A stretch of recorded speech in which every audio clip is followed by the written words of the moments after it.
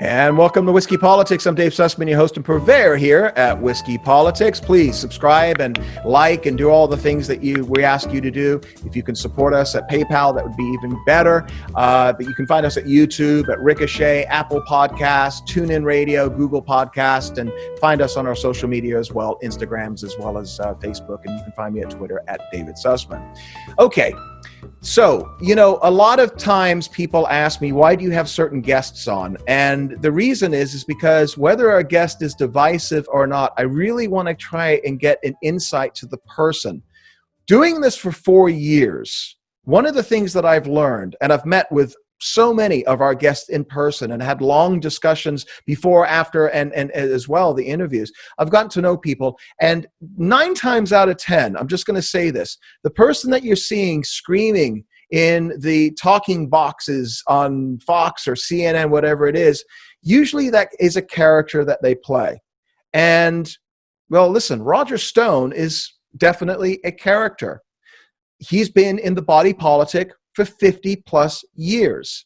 And he is definitely somebody that gets either the ire of people, he's got a lot of critics that are out there, or the respect of his supporters. And he's got a lot of supporters that are out there as well. But I've never met Roger Stone. I've seen him at a couple of different events, but I've never sat down and had a discussion with him.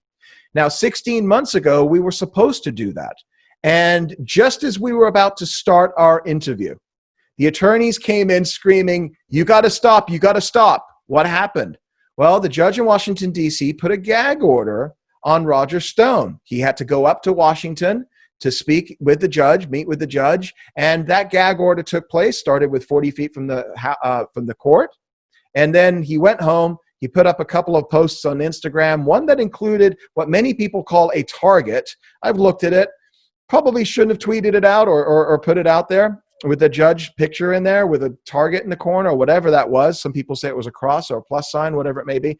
Yeah, probably I wouldn't have done that, and I'm sure he probably regretted it as well. But it was at that point that we lost our ability to have an interview with him until now. Now, subsequent to all of that, he went through a trial. You know the story. He was found guilty on 7 counts, 5 counts of lying to Congress, 1 count of obstruction of justice, and 1 count of witness tampering.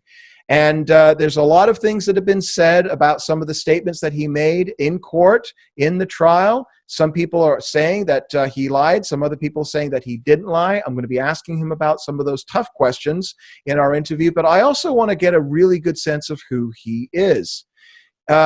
Also, we're going to be talking about his chances of appeal. Now, he is supposed to be going away to prison in a matter of weeks. So, in this age that we're living in right now with the pandemic, COVID-19, the man's not young. And I want to get his sense on exactly what he's facing for him personally as well. So we're going to be talking a lot about Roger. I want to get to know his story.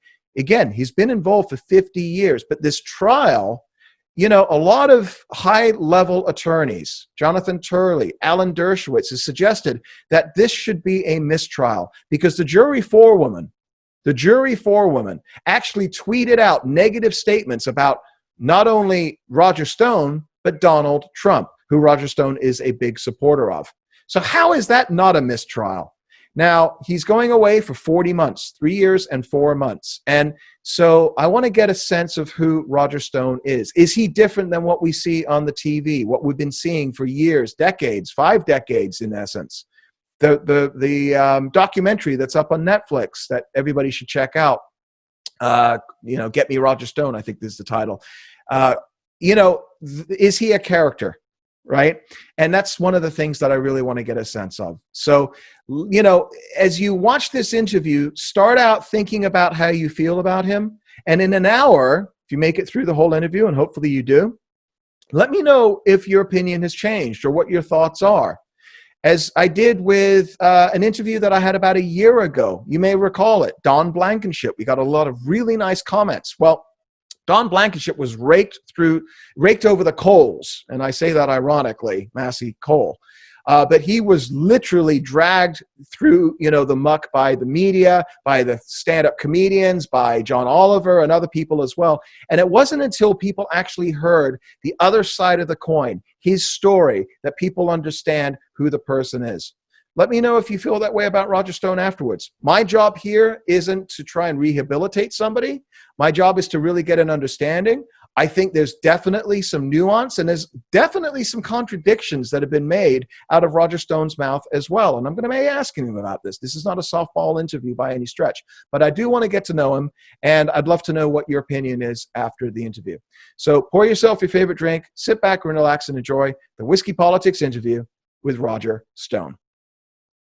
And I'm delighted to welcome to the show, kind of sort of back to the show, the former Trump campaign advisor, Roger Stone. Welcome, Roger. How are you? I'm delighted to be here again. Thank you. Thank you. And just so that our audience knows, they're probably thinking to themselves, wait a minute, I didn't see a Roger Stone show on with you. You know what happened? I know you've been just a little bit preoccupied, so you probably don't remember.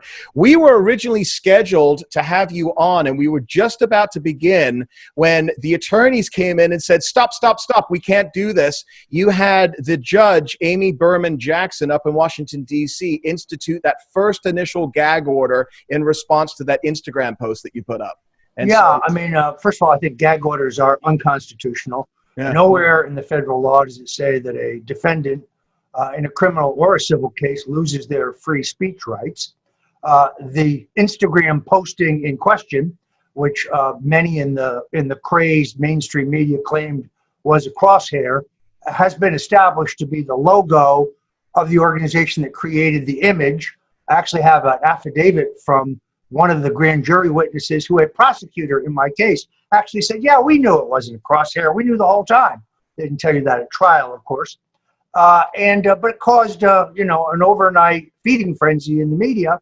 And the judge decided, this is actually pretty rich, that my defending myself on social media had the potential to taint the jury.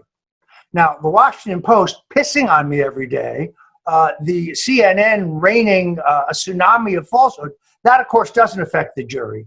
But my meager social media postings, that could poison the jury. She of course didn't provide any evidence of that. It was just a theory. What's interesting is, if you go to Google Trends, the only time that the number of people looking up my name spikes is when she attacks me in the media.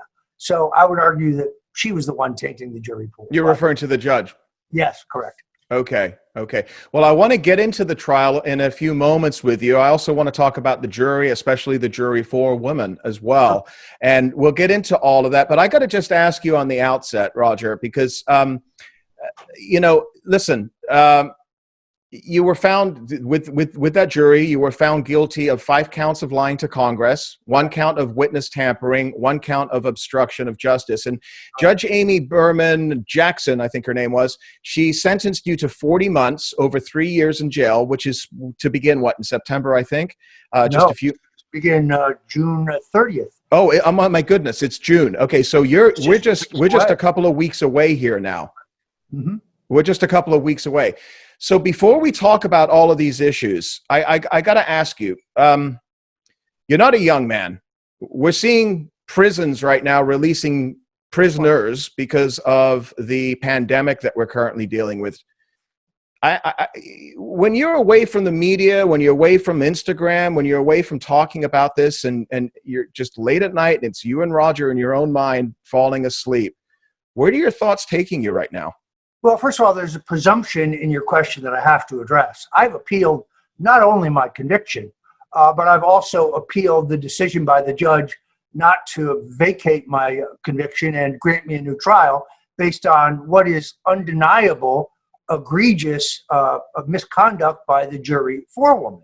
So I argue with the basic premise. No, I did not get a fair trial, a trial of my peers. In fact, in my trial, I was prohibited specifically from raising the argument of selective prosecution. In other words, Comey, Mueller, Brennan, Clapper, Rosenstein, Strzok, Page, Mueller himself, they all lie to Congress about material matters, yet none of them are prosecuted. I make misstatements to the Congress that are immaterial, that don't hide any underlying crime, with neither intent nor any conceivable motive to lie. And I am convicted by an all-Democrat jury with not a single Trump supporter, not a single Republican, not a single union member, not a single blue-collar worker, no one with below a college education. It is, I just think between the limitations on my defense, not being able to argue selective prosecution, not being able to raise the question of misconduct by the FBI, by the DOJ, by the special counsel, by any member of Congress. It's like going into a prize fight with your hands tied behind your back. So I would argue my case was wrongly decided. I'm actually very confident if I ever get to appeal, if I live that long, that I would win on appeal. And nobody who followed this on a day in, day out basis would agree with the assessment that I got a fair trial of my peers. Particularly on that last issue, the Supreme Court is very clear. Any defendant is entitled to an impartial and indifferent jury of his peers. In this case, the jury forewoman attacked me by name on Twitter and Facebook, starting on the day I was arrested. She had those on a private setting during jury selection and the trial, and she deleted them after the trial. The judge argued that that didn't prove bias. I think the judge wrongly decided that. Let's see what the appeals court says. If I fail there, let's see what the U.S. Supreme Court says there. In the case of the Boston Marathon bomber, he got a new trial just because one juror had been tweeting about the broad subject of terrorism, not even anything specific to him. So I argue with the premise of your question. Now to go to the second part, there's no question that this has been a very difficult time for me and my family. I found out very quickly that in the blink of an eye, you can lose everything. Your right to speak, your voice. I lost my home, my savings, most of my insurance, my ability to make a living because I make a living speaking and writing, and nobody's interested in hiring you to speak or write when you are limited in the topics you can speak and write about. I had to go out and raise $2 million for my legal defense. Lawyers are extraordinarily expensive, as you know. It's hard for me to believe that this could happen in America. You lose your ability to travel, you lose your ability to speak, but in a blink of an eye, if it happened to me, it can happen to you. I was in a state of turmoil. I was angry. I was frustrated. I was worried more for my family than myself. My wife is 71. She has rheumatoid arthritis. We have no assets. I don't know how she will support herself if I am indeed incarcerated. But I also have been very forthright about the fact that back in January, I had an opportunity to meet Reverend Franklin Graham. I was raised as a Roman Catholic. I've never been a particularly religious person, but I had a Catholic education. I had all my sacraments. I do believe in God. And he gave me a sound piece of advice, which was, look, you're in turmoil here. You need to turn your life over to Jesus Christ. You need to confess your sins, get right with God, walk in his path, and everything will work out. And I have done that, and therefore I can tell you, I do sleep at night. I am relatively calm considering what I'm facing. So that's given me great solace and great strength. What has your attorneys, lawyers, your legal team told you to expect in a few weeks here? What is the prison? What is it like? Are you concerned about security or any other issues? Well, I'm not permitted to tell you for security reasons what prison it is. It is surprisingly far away from where my family lives. I can't explain that. Normally, the Bureau of Prisons will put you close to where your family is if they can. I'm not getting any break as others have. So in other words, I get no consideration for COVID-19. Michael Avenatti is out of prison. He was the first one out because of COVID-19. There is no consideration in my case. There will be no delay in my surrender date based on the dangers of coronavirus. I've been very, very clear that I'm hoping that the president will, as he has the authority to do, step in and commute my sentence or even pardon me. I think it would be justifiable on the basis of the record. There's great dispute about my trial. This is not a clear-cut case. I didn't plead guilty. I pled not guilty. I maintain my innocence today, and I have filed the notice of appeal, but not only of my conviction, but as I said, of the decision not to vacate my conviction and give me a new trial.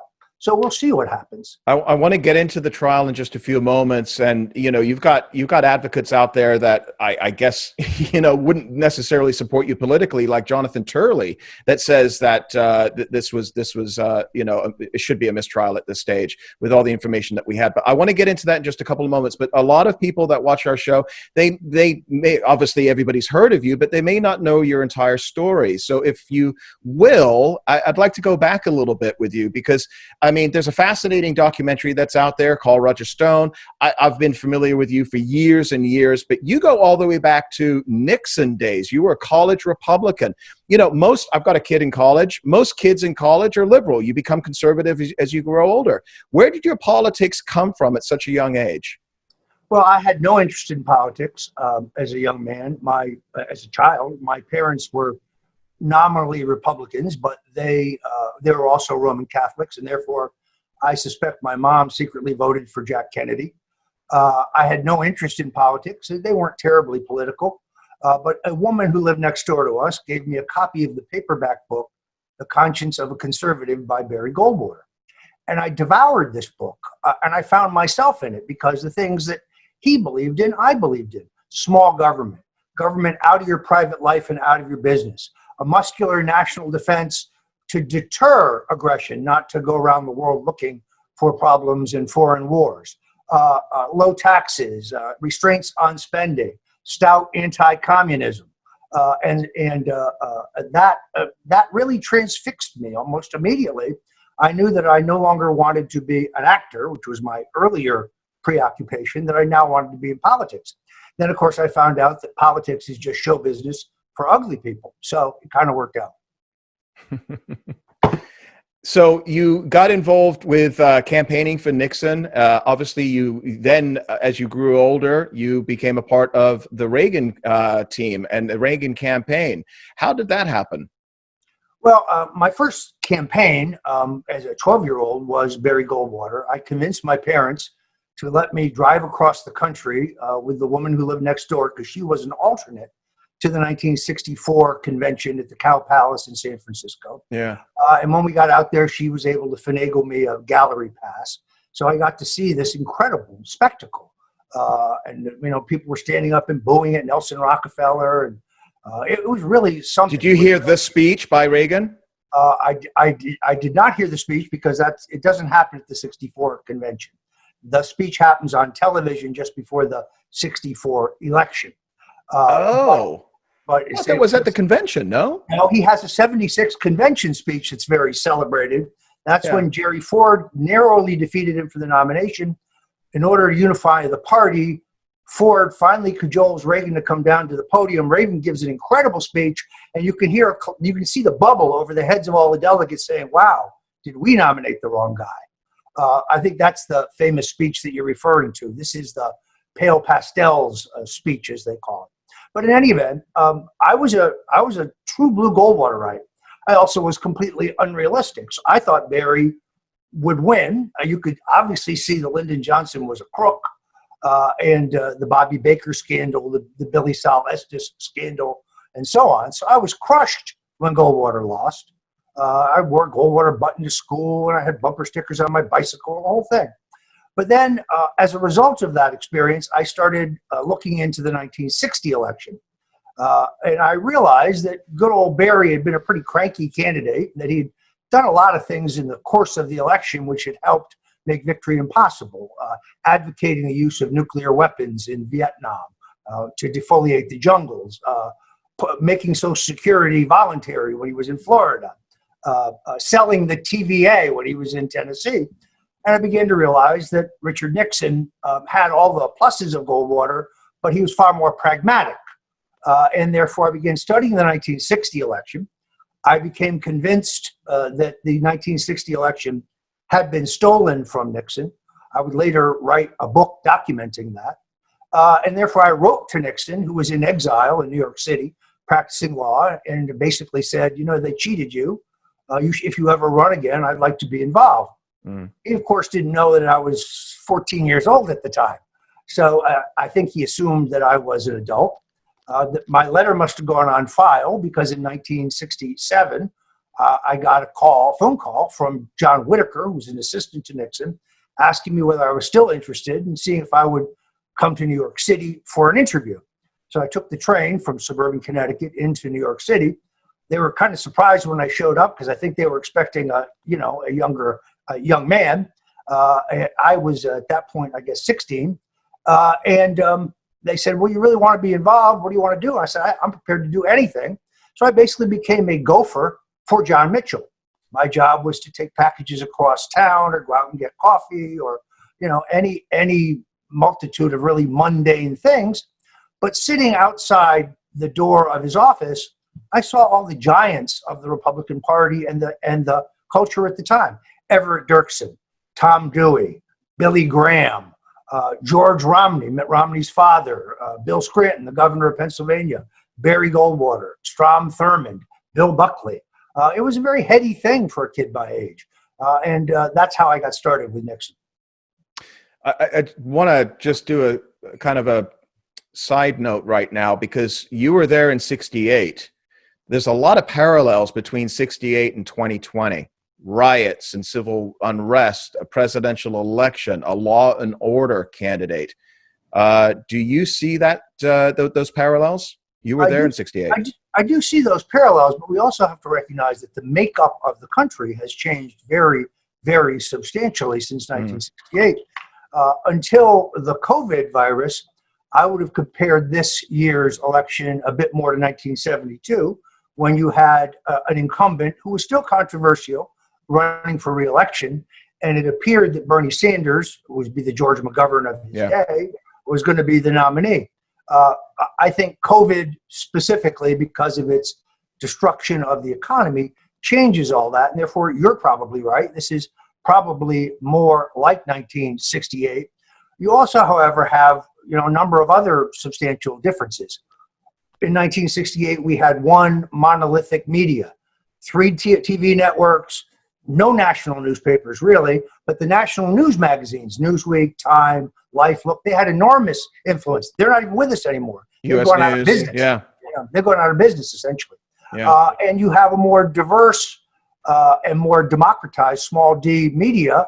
You have, at least today, you still have a vibrant, robust media based in the internet, alternative media, although some are trying to censor those they disagree with. So that's one major difference. I honestly believe had the internet existed in 1973 and 4, Nixon would have survived Watergate. But interesting. He couldn't survive because there was no platform from which to launch your counterattack. There was no place to speak from, and the media of the day had kind of decided that he had to go. Ultimately, he did. It's kind of ironic because Watergate looks like small potatoes compared to the scandals we're looking at today. Just in terms of the size of the abuse of power. Going back to your trajectory, Reagan, how did that happen? I mean, I was a college student, high school student during the Reagan administration. The idea of working directly with Ronald Reagan, what was that like for you? Again, you were relatively young. Well, because I was a Goldwater Republican, I guess I still am today. Nixon was very crafty about the fact that he was the one person in the party who could sustain support among the Goldwaters and the Thurmans and the John Towers, but also keep the Nelson Rockefellers and the Bill Scrantons and the George Romneys. That's why he was the strongest nominee. I was a Goldwater Republican. I was very loyal to Richard Nixon to the bitter end, but Reagan was always my hero. And I signed on very early for his insurgent attempt to take the nomination away from Gerald Ford, the appointed vice president who had risen to the presidency upon Nixon's resignation. And we were a very small band of hardy rebels. We didn't have much establishment support, but we had an enormous amount of grassroots support. Reagan came surprisingly close to Ford in that contest, staged an incredible comeback after losing a long string of primaries in the beginning, finished strong, and it was a great convention. It's the only convention in my lifetime in which the result was in doubt going into the convention. That really hasn't happened in modern times. Last time you could point to that being true would be 1952 in Chicago in the race between Eisenhower and Robert Taft. So Reagan, who I got to spend a great deal of time with, as I did with Nixon, was exactly the same in private as he was in public. In other words, there was not a public persona and a private persona. Reagan was affable, easygoing, good-humored, very, very disciplined about exercise, about what he ate, about how much sleep he got, very, very focused on his performance, because he understood that politics was show business in a way. Not very concerned about detail, leaving the detail to others, but having big picture views that he would not violate. Nixon, on the other hand, was an introvert in an extrovert's business. He was great in front of a large crowd, but in a small crowd, you could see that he was uncomfortable in his own skin. He had trouble making small talk. He didn't quite know where to put his hands. He had no physical grace, like Jack Kennedy had enormous physical grace. So did Ronald Reagan. Very, very different, but in some ways the same, in the sense that they understood the power of the media and the need to dominate the news cycle. The modern presidential campaign that we see today, whether it's waged by Donald Trump or, say, Joe Biden, the format of our campaign was really put in place by Richard Nixon in 1968, who introduces for the first time the use of broadcast TV in a presidential campaign. This is the late Roger Ailes, who is the genius behind the effort to remake Nixon. You have to remember, Nixon lost not only a race to John Kennedy, who I think is among our greatest presidents, but he also loses a disastrous race for governor of California. He's completely and totally washed up. He's done. He's a national joke. I mean, he's a laughing stock.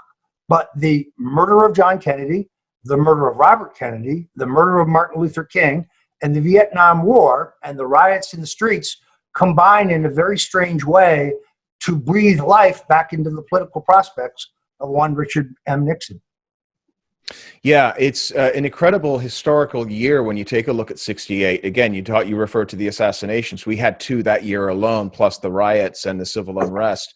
We're only in June. God forbid we get assassinations this year. But you know, it has that feeling of the same gravity that we look back in. You were there. I was zygote at that moment in history. But the thing is that I think a lot of people are drawing parallels right now between all of that. Now, let's fast forward a little bit here, because obviously you had the Reagan administration, George H.W. Bush won, and then he lost to Bill Clinton, whether Ross Perot was a part of that decision and everything else. And then we got George W. Bush. I don't know your feelings towards the Bushes, but one of the things that a lot of people don't know is that you pegged Donald Trump really early on. You pressured him in many ways, and you actually tried to, from what I understand, in 2010, get him to run on a third-party platform, right? Well, actually, it was 2000, but you are right. It was 2000. Okay. First of all, if you want to know my views on the Bushes, you should get my book entitled "The Bush Crime Family." You can get it at Amazon or Barnes and Noble. The Bush crime family. So I'm going to take a guess. You are not a fan. I am not a fan, to say the least. All right. And I think the designation of George H.W. Bush as vice president by Ronald Reagan may be among his few enormous errors. But in any event, not to go down that road. Yeah, as early as 1988, I began to think about Donald Trump as a potential president. And the reason for that was because he is a very feisty guy with his own views. He had no particular ties to the mistakes of the past. He's extraordinarily independent. Because of his great wealth, he could get elected without owing any constituency, not Wall Street, not the banks, not the insurance companies, not the oil companies, not the military, industrial, defense contractors, because he's a free thinker, because he has an amazing ability to bluntly state his mind. And as our politics evolved from 1988 to 2016, you saw a growing revulsion by the voters to politics and politicians and Congress. And I thought a time would come when people were looking for someone new, something new, someone from outside the realm of politics. The thing about Trump is that he's genuine. he's authentic. In other words, what you see is what you get. There's no, he's not being handled. He's not being managed. There's no fabrication. There is no Karl Rove in Trump world. Donald Trump does his own thing, and it has worked out extraordinarily well. I mean, the odds on his election were overwhelmingly against him. He never did any broadcast television to speak of, which has been the norm for our presidential campaigns. He made a bet that he could out-communicate those spending hundreds of millions against him in the free media, which I doubted, and I turned out to be wrong. He turned out to be right. These rallies are a set piece that command enormous free media coverage, normally worth hundreds of millions of dollars. So he has his own unique style and brand, but I really thought he had the stamina and the courage and the independence to be a great president. I want him to run in 1988. I wanted him to run as a Reform Party candidate in 2000. That was really more Ross Perot and then governor of Minnesota, Jesse Ventura, who knew Trump from his days wrestling in Atlantic City, pushing that idea. The Reform Party was on the ballot in a majority of the states at that time. Therefore, it'd be less expensive to get on the ballot in the rest of them. And under the old campaign finance system, the Reform Party candidate was entitled to a $39 million check from the U.S. Treasury. In other words, you got to run for president on OPM, other people's money. So it was worth looking at. I think Donald Trump made a correct calculation at the end of the day, this country will either elect a Democrat or a Republican, that the institutional barriers to a third-party candidate or an independent candidate are too great. You can't get in the debates because the Presidential Commission on Debates is not appointed by the president, is not a commission, and it's most certainly not about debate. It's about keeping other voices out of the debate by using this phony poll calculation. It's the classic chicken and egg. You can't get the debates unless your poll numbers are high enough, and you can't get your poll numbers high enough unless you can get into the debates. It's the wrong measure. The measure should be, have you qualified to be on the ballot in enough states to theoretically reach 270 electoral votes? If you have, whether you're in the Green Party or the Libertarian Party or the Vegetarian Party for that matter, you should be in the debates, in my opinion. That's not the measure they use. The Presidential Commission on Debates is headed by the Republican National Chairman and the Democratic National Chairman. I think that says it all. Yeah, no, it definitely does. And I think there's definitely reform needed on that side as well.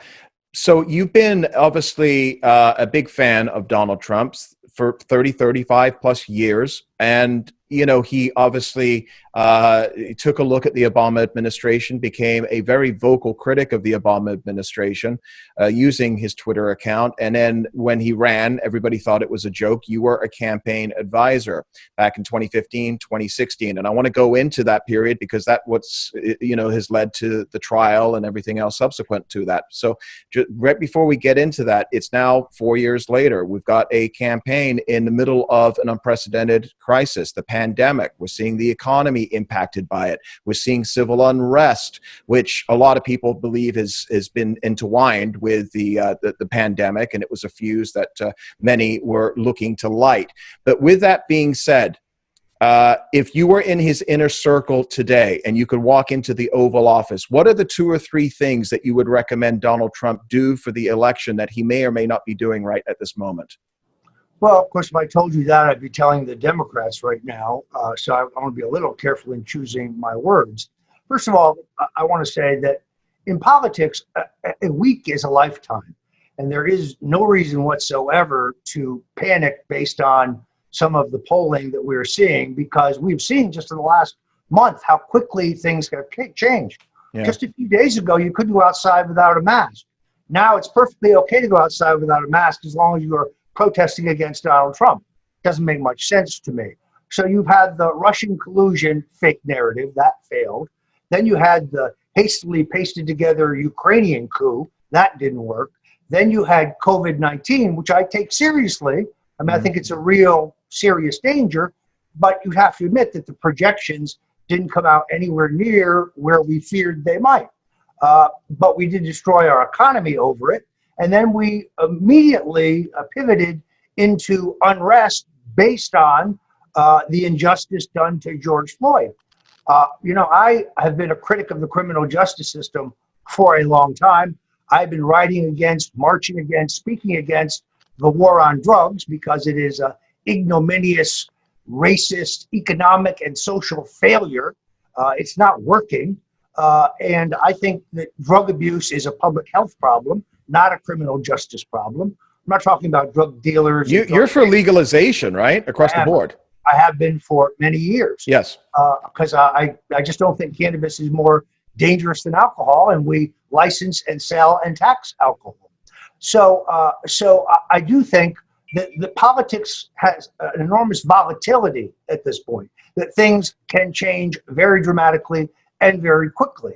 So I think at the end of the day, there's greater intensity in the president's base than there is in Joe Biden's base. I think Trump is a hardier and better candidate in terms of communications. We watched him in the last campaign really outwork Hillary Clinton in the last 3 weeks. I mean, go essentially without sleeping. He was in Wisconsin when she should have been in Wisconsin. He was in Michigan when she should have been in Michigan. He was in Pennsylvania when she should have been in Pennsylvania. He has enormous stamina, and he has a great capacity for performance in the crunch. And therefore, I still think at the end of the day, that he will be reelected. However, there are so many imponderables. How much geographic dislocation will we have at election time based on COVID, if any, or a lot? We don't know. Mail ballots. What if some states have them and other states don't? 12 state constitutions very specifically prohibit mail ballots. Mm-hmm. You have to be there in person to vote. They don't even have absentee ballots. 35 states require the showing of a photo ID in order to vote.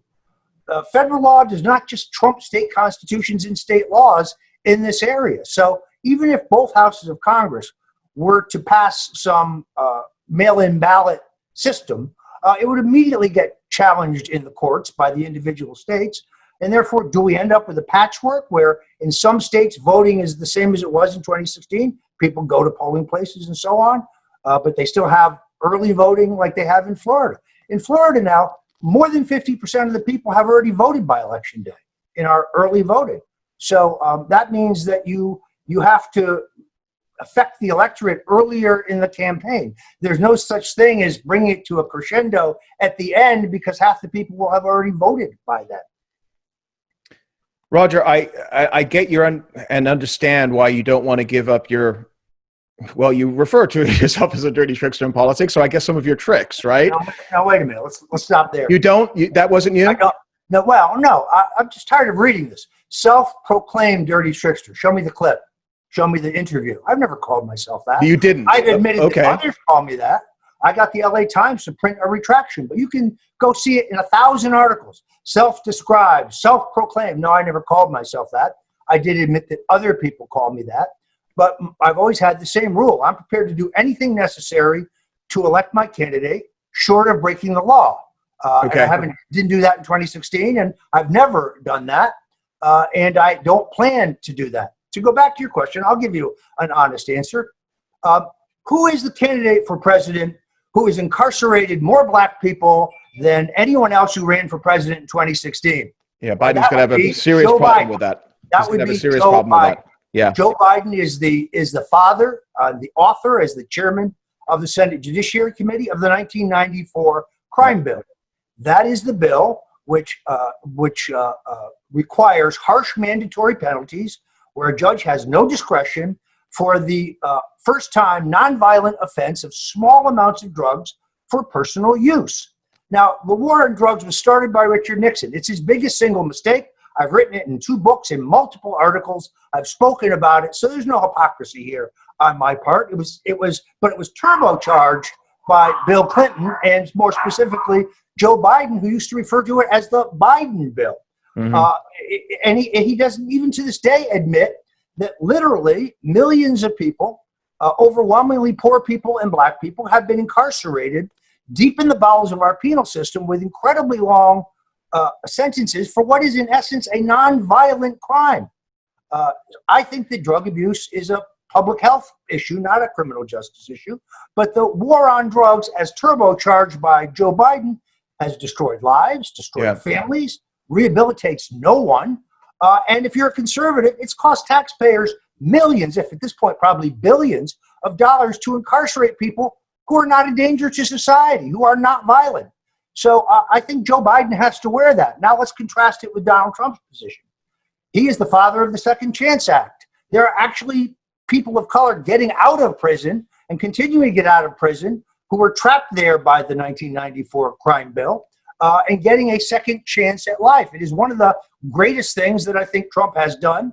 I give his son-in-law, Jared Kushner, enormous credit for pursuing this. I give Kim Kardashian credit for escorting the president on. I think he's done a great thing here.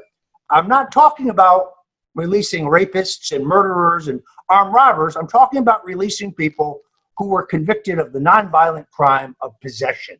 I think it is one of the issues the Trump campaign should talk about very broadly. And African American voters are very reachable, based in the diverse media we have.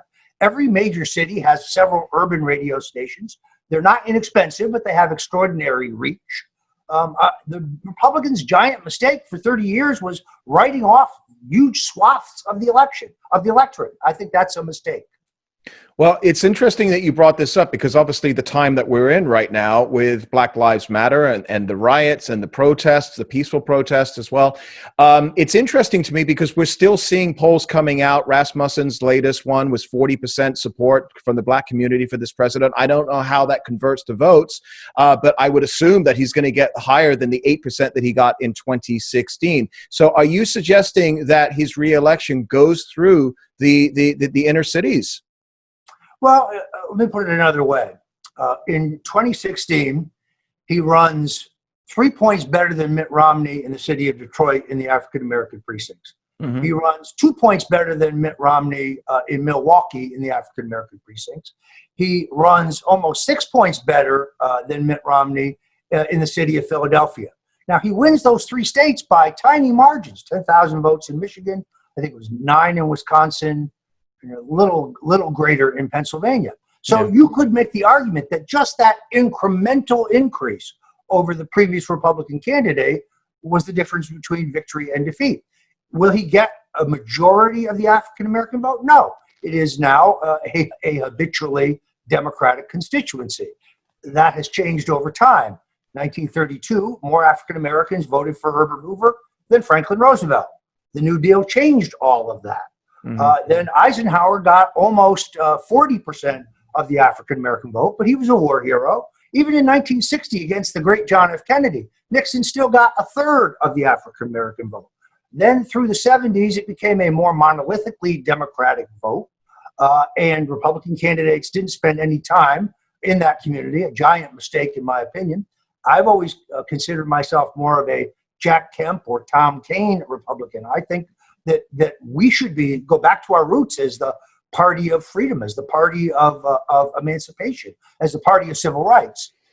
So I do think that the Trump campaign should spend time and resources because, as you said in the polls, the people who are out demonstrating with Black Lives Matters don't have the profile of the kind of African American that will vote for Donald Trump. In many cases, some of them are not registered. But we do have a rising entrepreneurial middle class in the African-American community, and they have the same interests as everybody else.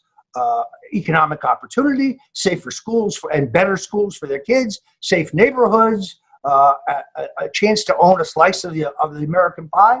So I think that there is opportunity there. Again, it'll be incremental, but that's all it has to be.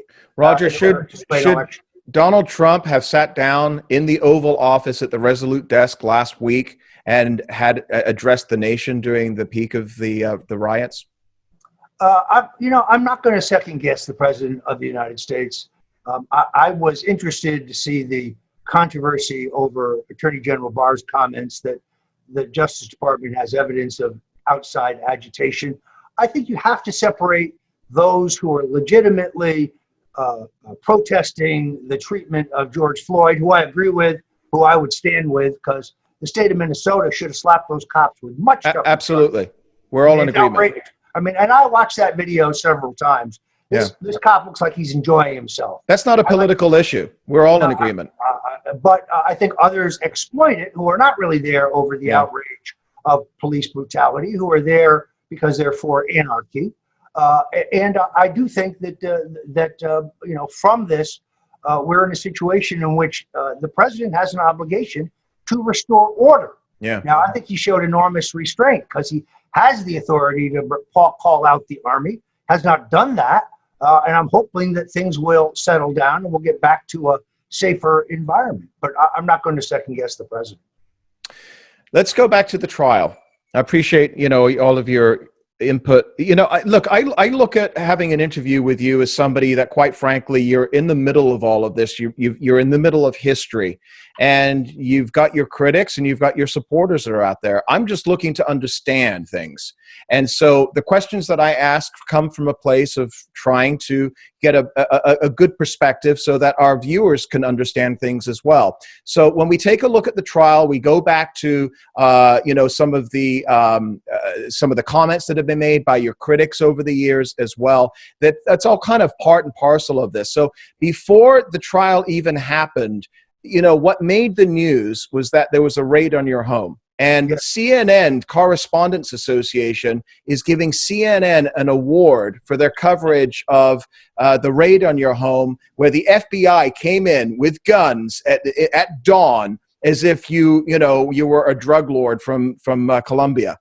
Talk about that moment. What was that for you? I'm happy to, but let's go back a little further because I think you have to have context. Okay. For 16 months, CNN and MSNBC and the New York Times, the Washington Post, and others said Roger Stone will be indicted for treason. Roger Stone will be indicted for conspiracy against the United States. Roger Stone will be charged with mail fraud, wire fraud, laundering of millions of dollars in foreign campaign contributions, cyber crimes, including unauthorized access to a computer, the receipt and dissemination of stolen material, all kind of campaign finance charges, aiding and abetting a felony, accessory to a felony after the fact.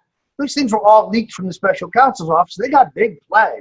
Of course, none of them turned out to be true. None of them. But I had to live under that for a year. Then on January 25th, at 6 o'clock in the morning, 29 heavily armed FBI agents in full SWAT gear, brandishing assault weapons, show up in 17 armored vehicles, government helicopter overhead. I lived on a canal then. There are 2 amphibious FBI units pull up to the dock with frogmen on them. And they're charging me with a white-collar process crime. I have no previous criminal record. I don't own a gun, although I support the Second Amendment. I don't even have a valid passport. The government insists, the special counsel insists, that I had to be arrested in this way because I was a flight risk. But 3 hours later, when I'm brought before a magistrate for arraignment, they don't ask for any cash bond, proving that they never thought I was a flight risk. But more specifically, CNN is allowed into what is a roped-off area, because my street is a dead-end street, which has been sealed, and they're allowed to set up a tripod, 25 feet from my front door. Now, CNN would have us believe that they are there based on a journalistic hunch. The problem with that is that Sarah Murray, a reporter with CNN, contacts my lawyer at 6:05, 5 minutes after I've been arrested, and emails him a draft of my indictment. It has no pacer markings on it. It has no timestamp on it.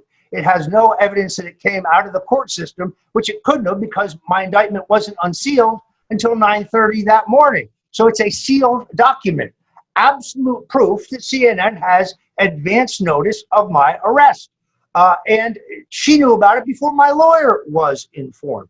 So their entire fake narrative that this is just based on government. It's funny, CNN was also first on the scene for Paul Manafort's arrest. Now, why is this wrong? Well, it's wrong for a couple of reasons. The first one is when they executed the arrest warrant for me, they also executed a search warrant for my home. the leaking of the planned execution of a search warrant is a felony, because the person being searched, if they learned, would simply destroy evidence, theoretically. I destroyed nothing. The FBI then went through my house for the next 13 hours, left it a shambles, just took everything apart. You know what they found? Nothing. That's what they found. So Russian collusion, where was that? None. WikiLeaks collaboration. No proof ever emerged that I had advanced knowledge of the source or the content of the WikiLeaks disclosures. They acted at my trial like the WikiLeaks disclosures were a secret. Really? Julian Assange announced them with Anderson Cooper on CNN in June, said he had a catch of documents on Hillary Clinton. All I said was what I had heard from my source, who, regardless of what he said under oath at my trial, was Randy Credico, that it was explosive and it would come in October. And guess what? He was right about both. But inquisitiveness about WikiLeaks is not a crime. So in the end, after giving me a total legal proctological examination, going through every aspect of my life, my business life, my political life, my personal life, my sex life, my family life, they find nothing. So they hope together the manufactured crime of lying to Congress. And they throw in witness tampering, when in fact, the guy I'm accused of having tampered with threatens to kill other witnesses, in this case, shoot them in the head if they disagree with him in front of the grand jury. He's the guy who should have been indicted for witness tampering, not me. This will all come out. Let's talk about some of the, obviously, the charges that were against you and some of the discussion points that came out from all of this as well. Sure. Patrick Byrne, he was the former CEO at Overstock, and an interesting fellow. He's kind of gone quiet. He's very much focused on the Russian oligarchy, the deep state, and some people will say that he's kind of marginalized himself at the same time. But he suggested that, first of all, you wanted him to run for office in the state of Utah, which he didn't have any interest in doing. But secondly, that when you had lunch with him, you were speaking about Russia and these things. Is that true? That's not what he wrote, and that's not true. My memory of all of that is quite different than Mr. Burns. I like Patrick Byrne. I didn't want him to run for office in Utah. I wanted him to run for president because he's a libertarian, as I am. He's also a very articulate and attractive guy with a great media presence. But to the extent that we talked about Russia or WikiLeaks, it would only be in the context of things that were already in the public domain. There was never any charge that I had any insight inside what was happening at WikiLeaks. Nothing was found to suggest that. At trial, the prosecutors in my case, who were not non-political career line prosecutors, as the media keeps saying, but political appointees of either Barack Obama or Hillary Clinton in non-prosecutorial jobs, continue to maintain that Credico wasn't my source of this very general information and that Jerry Corsi was. But the Mueller report says that nothing Jerry Corsi said could be confirmed to be true. Secondarily, and they produced no evidence to bolster that claim, when in fact I had evidence that showed that Credico did give me what was very sketchy, but turned out to be extraordinarily accurate information. It is not, what they've done here is to criminalize normal, perfectly legal political behavior. The reason that I was concerned is twofold. One, in May of 2016, a man calling himself Henry Greenberg approaches me through a mutual friend, or through a contact, I should say, and tells me that he has dirt on Hillary Clinton that he thinks would be helpful to the Trump campaign. I'm hesitant, but in a campaign, sometimes information comes in over the transom that is real, that is credible. So I agreed to meet with him. He describes negative information in a very broad way. And I said, well, I don't know if it has any value. I'd have to see it. And he says, well, that's going to cost you $2 million. And I laugh at him. I said, that's ridiculous. I don't have $2 million. And if I did, that's certainly not how I would spend it. And then he said, well, it's not your money I want. It's Donald Trump's money. So I just dismissed that as well. I said, you don't understand Donald Trump. He's not buying any opposition research. So I guess this meeting is over. Mr. Greenberg turns out to be an FBI informant who's only in the country on a informant's visa that has been extended 9 times, signed by the head of the FBI office in Miami. This is an obvious attempt to entrap me.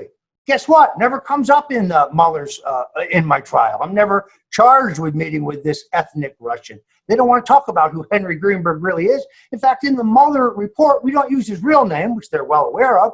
We use one of his criminal aliases, We never mention that he's an FBI informant. We just say that the entire meeting was insignificant because they couldn't prove any tie between Greenberg and the Russian government.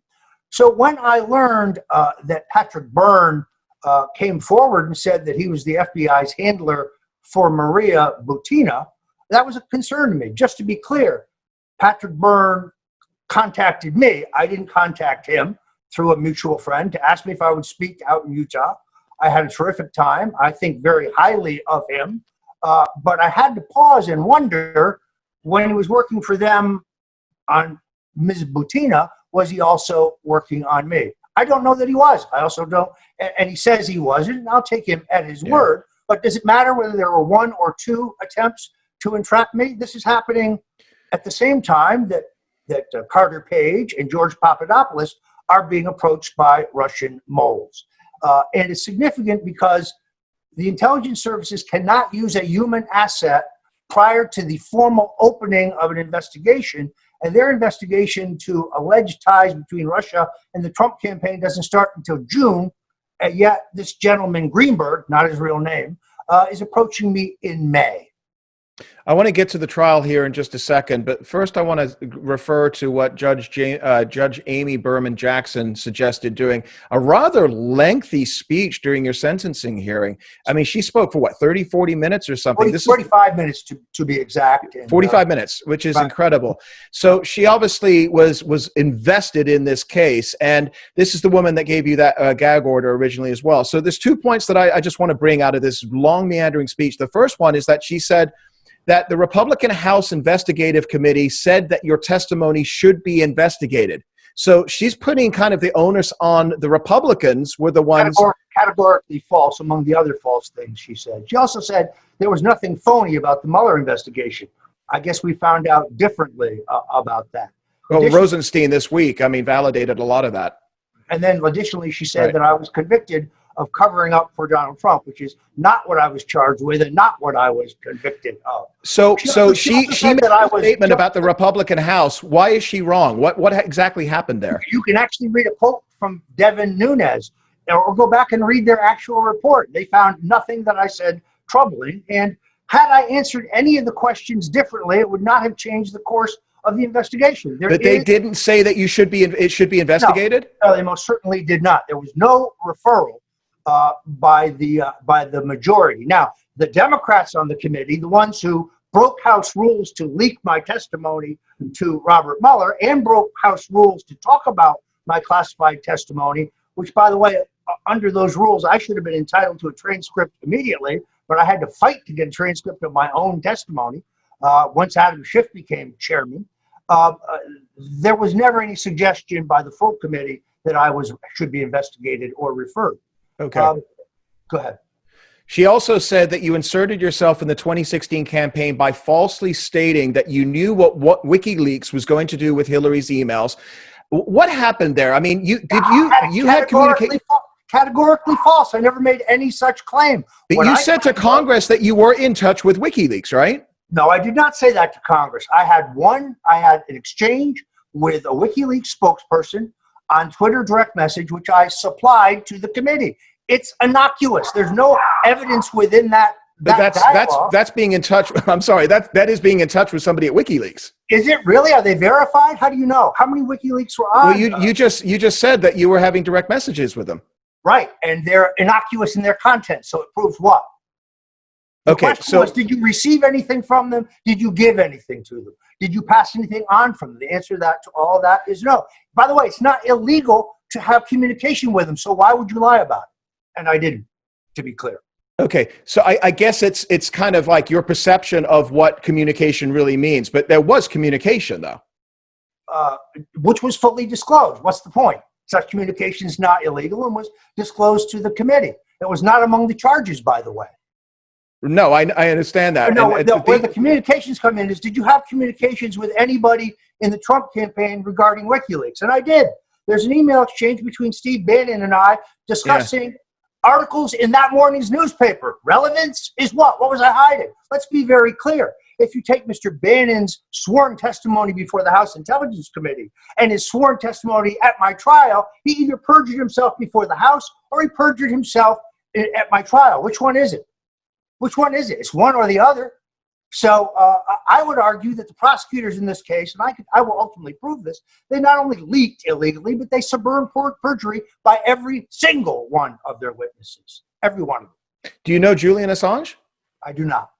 They met him or communicated with him? Never met him. What's your feeling about his current situation right now? I think I'm sympathetic to him. I think that the real reason he's being persecuted is because he published secrets that embarrass the government.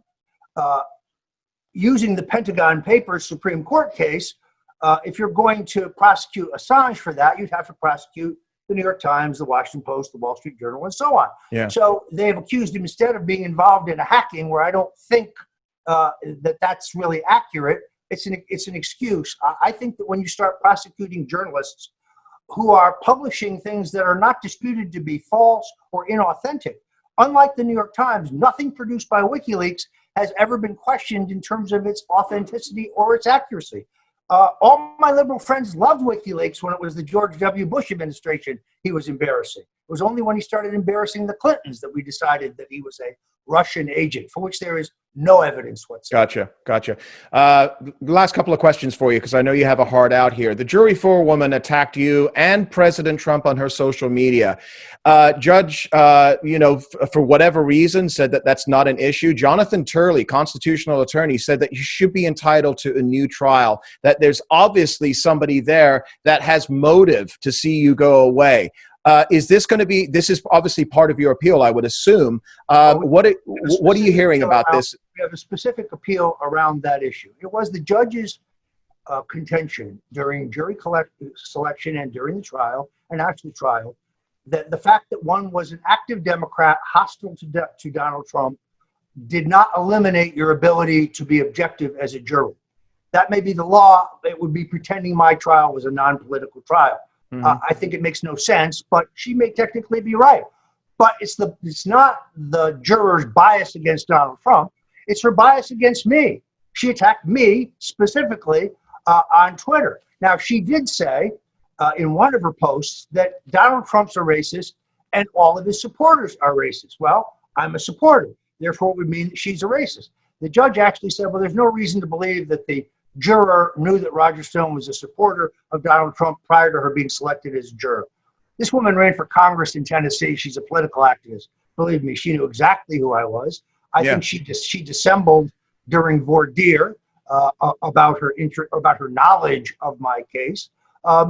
It's not just Jonathan Turley, Judge Napolitano, Alan Dershowitz. Any lawyer who's looked at this said Stone's entitled to a new trial. Donald Trump said you got a raw deal. Do you expect a pardon? I don't know. I honestly couldn't tell you. I have not been promised one or assured one. Do I hope for one? Yeah, absolutely. Commutation of sentence, a pardon, anything to have justice in what I think is a stacked deck. I'm sorry. I don't believe I got a fair trial. I think I could ultimately prove that on appeal, but that could cost me $1 million, longer than a year, and there's a high probability that I would be dead of coronavirus by that time. So you can see. Well, let's hope not. I mean, that's serious, and you're going away in a few weeks at this stage right now. This is definitely something that I hopefully you guys can. And I know you're raising funds, correct? You have a couple of. I have to. StoneDefenseFund.com is where I have to raise legal defense funds. Those monies can only be used for your legal defense. I also have the Stone Family Fund, which pays rent and gasoline and food and medical expenses, because at this point I am technically indigent, and I've got to convince the IRS of that because they would like back taxes, but you can't get blood from a stone. Get it? So it is, it's not a fun position to be in, but I have great faith in God. I have great faith in the innate fairness of the president, and I think justice will ultimately be done in this case. There was misconduct during my trial. There will be formal complaints filed against some of these prosecutors because, as they told us during Watergate, no one is above the law. Remember that? No one is above the law. We shall see. Last question for you, and I greatly appreciate you taking the time today. You've been very vocal about your support for General Flynn, and you see a lot of commonalities between your situation and his situation. What do you make of everything happening right now with Judge Emmett's, what's his name, Sullivan, and everything that's going on with that particular situation? Really extraordinary. First of all, Judge Sullivan does not have the legal authority to appoint a special counsel. The law that he cites, he must not have read it because it actually says the exact opposite. So the judge that he chose, who wrote an op-ed critical of Flynn and said that Flynn should be prosecuted, thus showing his bias prior to his appointment, is absurd. Secondarily, who's paying this retired judge? And then Judge Sullivan takes a high-priced lawyer to represent him personally. Who's paying for that? It cannot be paid for out of the court budget because there's no line item for it. It cannot be donated pro bono. That violates the law. And it cannot be given at a discount. That also violates the law. So who's paying for this $800 an hour lawyer to represent the judge? And who's paying Judge Gleason, who, by the way, had a reputation for corruption as a prosecutor? The whole thing stinks. When the government has proved overwhelmingly that the case against General Flynn is a fraud, a setup. It's time to let this man go and get back to his life. They have destroyed him financially. I know what that's like. But the parallels between his case and mine are very similar. The difference is my case records are entirely sealed and I can't discuss them. But in his case, we know about the FBI's misconduct in his case. We know about the Department of Justice's misconduct in his case. I'm praying for General Flynn. There's an important hearing, I guess it's tomorrow. But I'm hoping this is over quickly for him. The judge's position has no basis in law. He's making it up as he goes along. He doesn't have the authority to appoint this special prosecutor. I think the circuit will say that sooner or later. Please tell everybody. I appreciate that. Roger Stone dog chorus. I apologize. Let everybody know where they could find you online, support you, and put out your social media, please. Sure. If you go to stonedefensefund.com, that's the best place. You can go to stonefamilyfund.com if you want to help support the family. If you just want to sign a petition to the president for clemency, you can go to freerogerstone.com. I'm on Instagram. I'm on Facebook at Stone Cold Truth, my website, and also at Roger J. Stone Jr. You can see my stuff in all those places. It's nice to be ungagged and have the opportunity to talk freely with you. I've had a lot of things that I've needed to say over the last 16 months, but I have not been able to do so. So, Roger, it was nice to have you finally back on. And listen, best of luck, good health to you, and hopefully we'll have you back on again down the road, not too far down the road, because that means you're not in jail. Take care. From your mouth to God's ear. Many thanks. Take care. Thanks very much. Well, what do you think? Let me know in the comments section here. We did cover a lot of different issues. I'm not 100% convinced on whether he talked about knowing WikiLeaks and communicating with WikiLeaks and the DMs and this and that. It's definitely a gray area and nebulous. And, one of the things is that when you are in court or you're being interviewed by the FBI or by Congress, they will find a reason. A lot of what they call it is process crimes. They will find a reason to find you guilty of something. And you can't in any way be nebulous. There can't be a gray area because they will take advantage of it. And maybe that's what happened with Roger Stone. Listen, I don't wish the man ill will in any way whatsoever. I think that he is a patriot. He is a conservative, a libertarian. Is he out there? Does he have a personality that is grating to some and the others love? Absolutely. But he, again, as I said before the interview, you cannot in any way ignore the fact that this man played a pivotal role in 5 decades of politics in the United States. And so I was happy to have him on, and I wish him much health and much success, because he's got to be scared. I would be terrified. I'm sure most of us would be at this stage, especially with everything that is happening right now with the pandemic. But let us know what you think. Please leave us a comment, give us a like on YouTube, or give us a comment on YouTube, or if you're watching this on other platforms such as Ricochet or Apple Podcast or whatever it may be as well. And thanks for joining us. Greatly appreciate you being here and supporting us here at Whiskey Politics. Again, if you can, see the link right down here, paypal.me/mywhiskeypolitics. It definitely helps us keep the lights on here in the studio. And we will be back again real soon with another interview here at Whiskey Politics. Cheers.